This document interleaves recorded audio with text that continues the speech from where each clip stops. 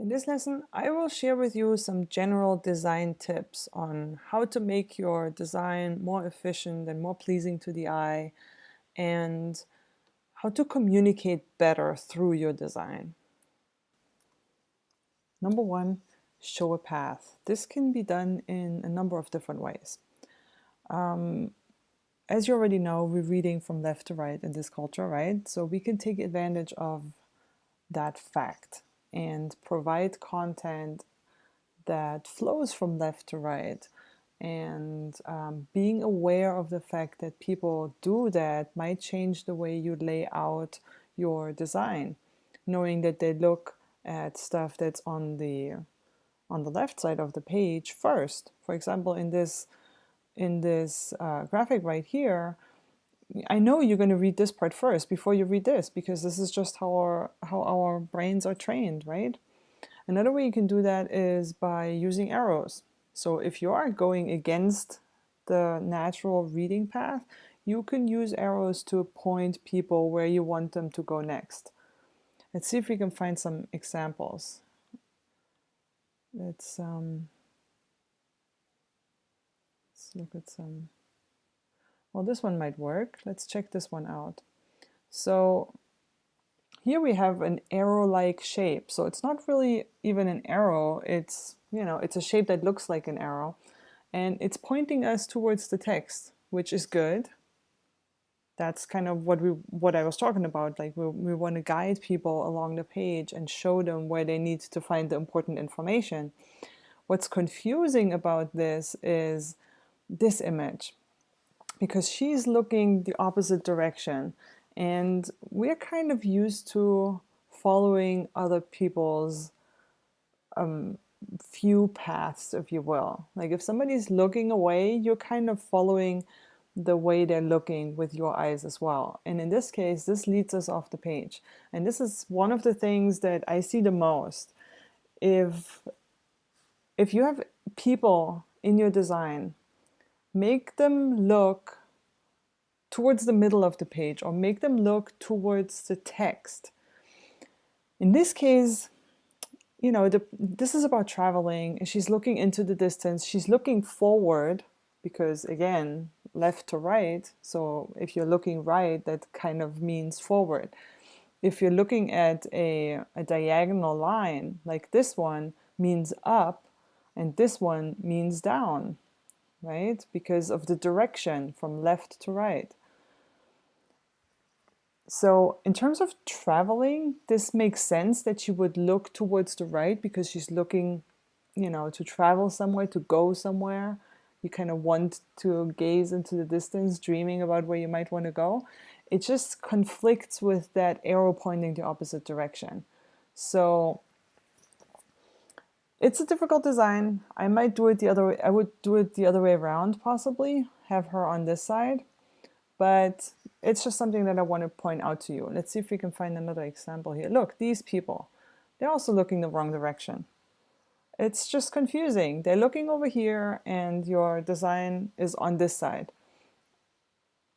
It's nothing that, that somebody would look at and say, oh my gosh, like I'm so confused, I can't find anything. But it puts a little break on the flow of the way you look at a page and you perceive a design. So if we just flip this around, now it the people, they draw our attention first. When this page comes up, like we look at the people and then they're looking up, and so we follow their gaze, and then we end up naturally over on this side where the information is. Now don't just go around and flip images of people. This can go wrong. You always have to make sure that there isn't anything identifying in there where you can see that this image has been mirrored. For example, they're holding a map. If you would be able to see the cover of the map, for example, there's a word on it, you can't do that. If there's a tag on the buttons, you might not be able to do that. In this case, you can probably get away with it, but it's not something that I would recommend in general. Instead, I would probably flip the design and just have the image on this side,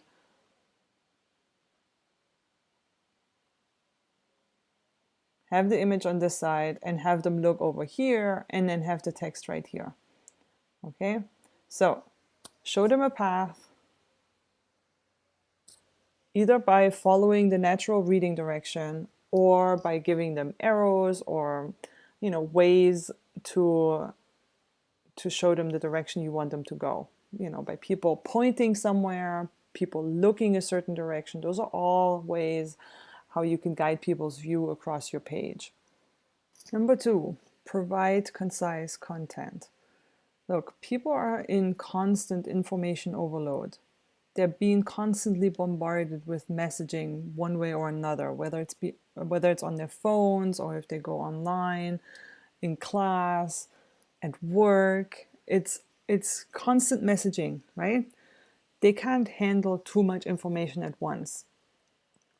You can't give them a long paragraph describing why you want them to do something or the benefits of something or whatever it is. They're going to be overwhelmed and they're going to forget half of it.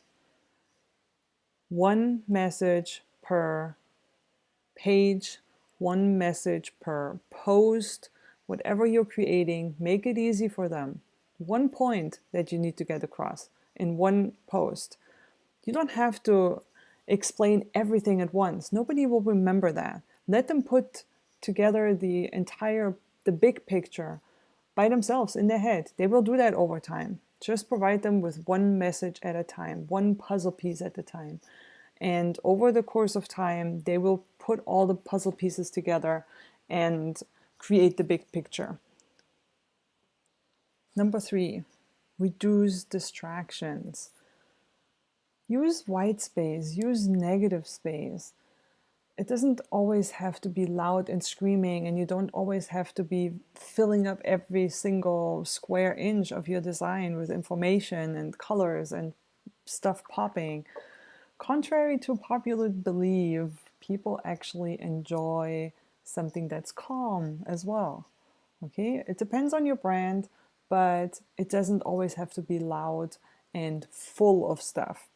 Let me see if I can find an example for something that's a little more calm. Let's check this out.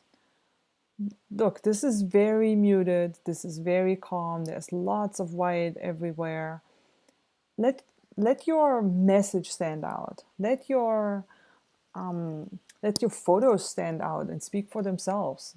It doesn't always need both.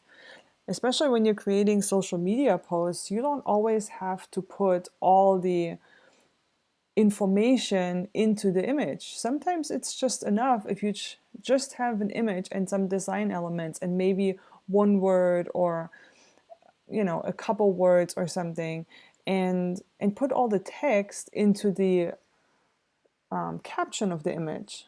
You just want to catch people's attention with your image on social media. Make sure that they recognize it's from you, so it has to be on brand, which is more difficult if you're just using an image. It helps if you have your fonts and colors on there. And once you have their attention, they will more willing to read what you have to say and actually look at the caption. So don't fill up your page with lots of different stuff. This is a presentation, so it's a little bit different, but if you're creating social media content, reduce the messaging. Like I said, people are in information overload. And if there's too much to read at the first viewing, they might just be like, yeah, whatever, I don't have time for this. Okay? Very brief messages, more explanation in the caption for those that need more information. What's not on the page is just as important as what's there. Number 4, create a visual hierarchy. I already showed you this one.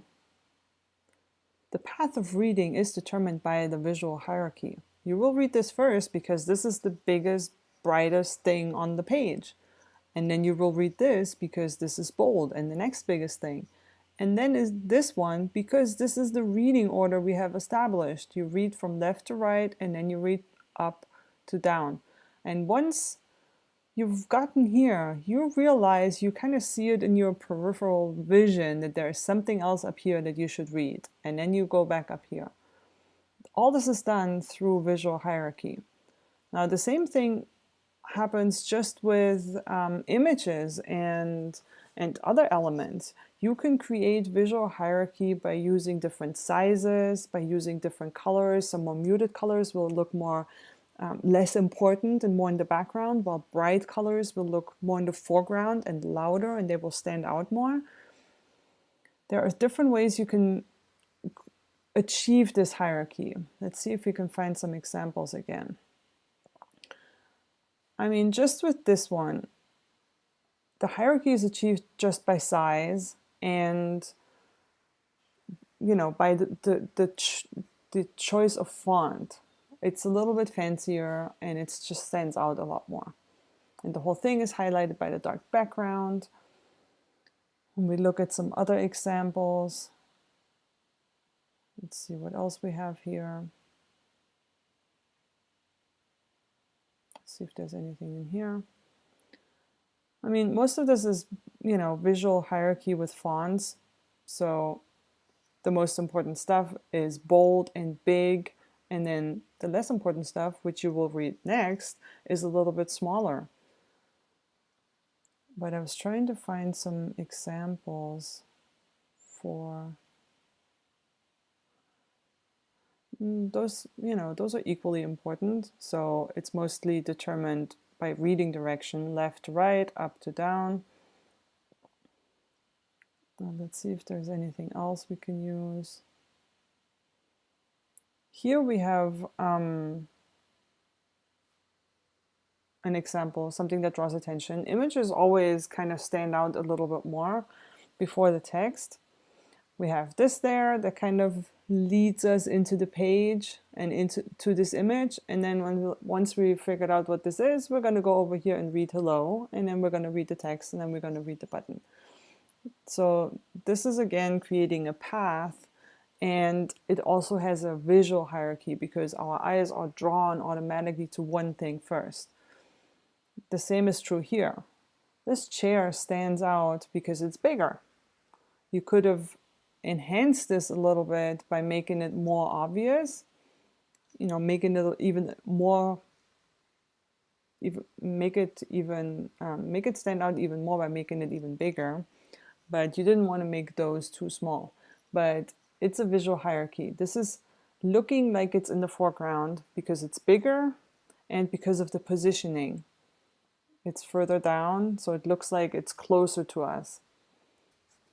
People tend to want to make everything the same size. Everything is important, right? But it's not. There are actually there is a hierarchy on your page, and you just need to be aware of it, and you're going to make it easier on your viewers if you adhere to those rules and if you give them this path for reading and viewing your design. Number 5, be consistent and predictable, because over time this will create trust and it will also create brand recognition. As I said before, we want people to recognize your brand without your name or your logo next to it. So if you use the same fonts and colors and the same visual elements all the time, people will recognize it. And that's the biggest goal we have. We want our brand to be recognized and remembered.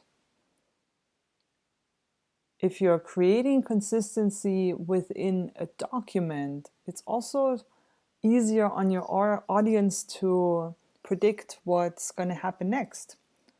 For example, in this presentation, if I would ask you, what do you think the next slide is going to look like?